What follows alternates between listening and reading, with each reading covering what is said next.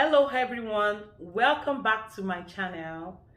If this is your first time, you're most welcome. My name is Fola.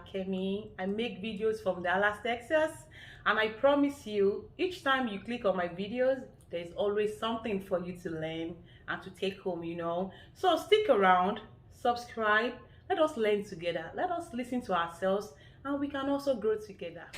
Welcome back everyone. Like I told you that each time you click on my videos, there's always something for you. So my guest for today is a very interesting person. We're going to be talking and chatting, and I promise you it's going to be a very rewarding one. So without wasting much of your time, I'm going to give her the floor so she can introduce herself, and then we can go on with the show. So my friend, you have the floor.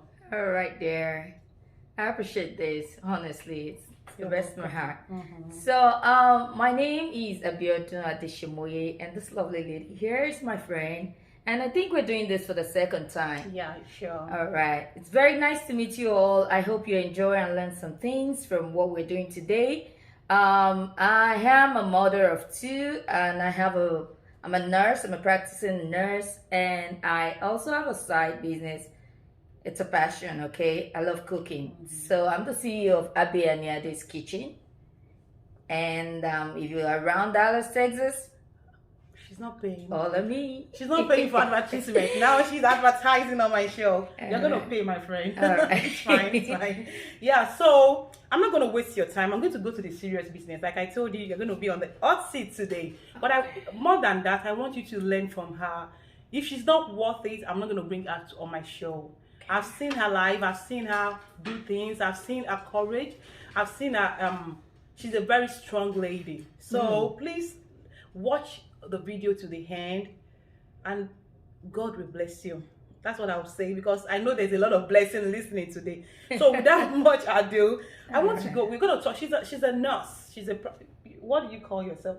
I'm a practicing nurse. Because nurse has stages, There's LVN, there's RN, there's BSN.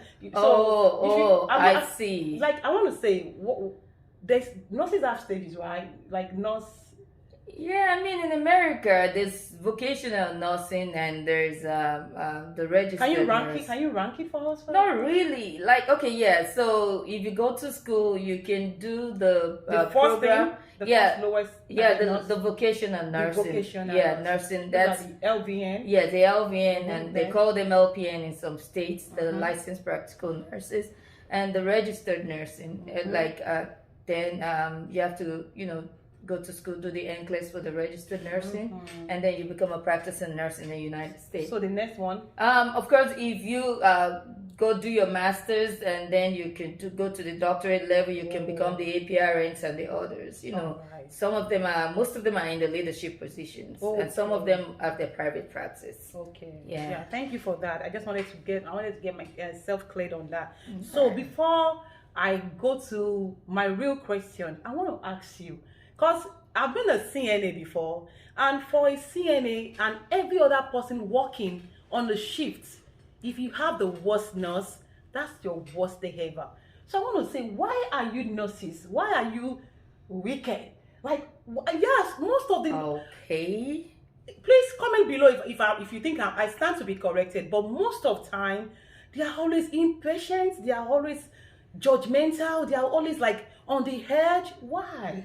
I'm not sure, but I've been a CNA before. Okay, if you're here on this program with me, it's one of my past while I was here in the United States.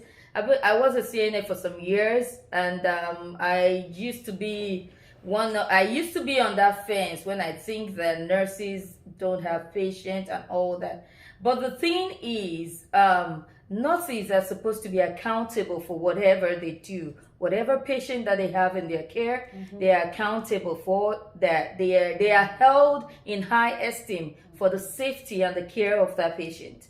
So when a nurse is working with a nurse's aide, for those that doesn't know what CNA means, it means certified nursing aides. They are the ones that work with the nurses to help the care of the patient go well for the day. Most facilities now, or hospitals in the healthcare settings now, they call them PSA, patient safety assistants, because now they are moving it from the nurses towards the patient. So it's not as if you're assisting the nurse now, but you're caring for the patient. That's a good one. Yeah, so now they call them patient safety assistants. So to answer your question, that this patient safety assistant seems to see the nurse as being wicked and all that. There's something that's called delegation, and once a nurse delegates some aspect of care for for the person, the patient safety assistant, the nurse is accountable. It's one of the nursing the ethics of nursing.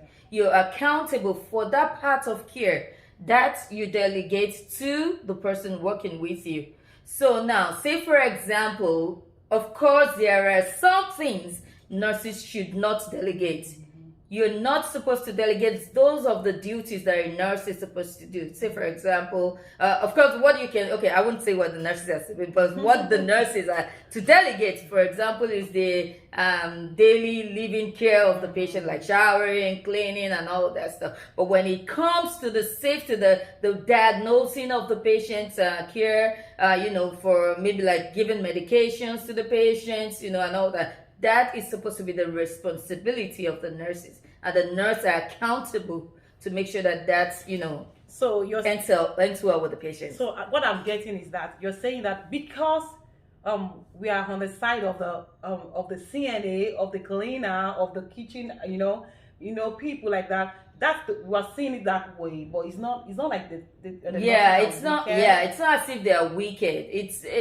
Well, lately though, if since where I'm working, since they've tried to name those people like patient safety assistants, this set of workers know that they are in for the patient, and we have to work together as a team, to make sure that the priorities are patient, right? To make sure that the care is being delivered. And then, my team is, I have to work well with my CNA or my patient center, so that my day can go on smooth. It's a win-win. Both of us have to win the day, You have a point. But have you ever worked with a very difficult CNA? Of course, of course. And there are times when I was a CNA too that I tend to not see the care of the patient from the nurse's view. So I know what you're saying. But there are some people that they are not just they are like difficult CNA or difficult nurses. I would say difficult CNA. Some of them just don't have a good day, that they are bothered with something,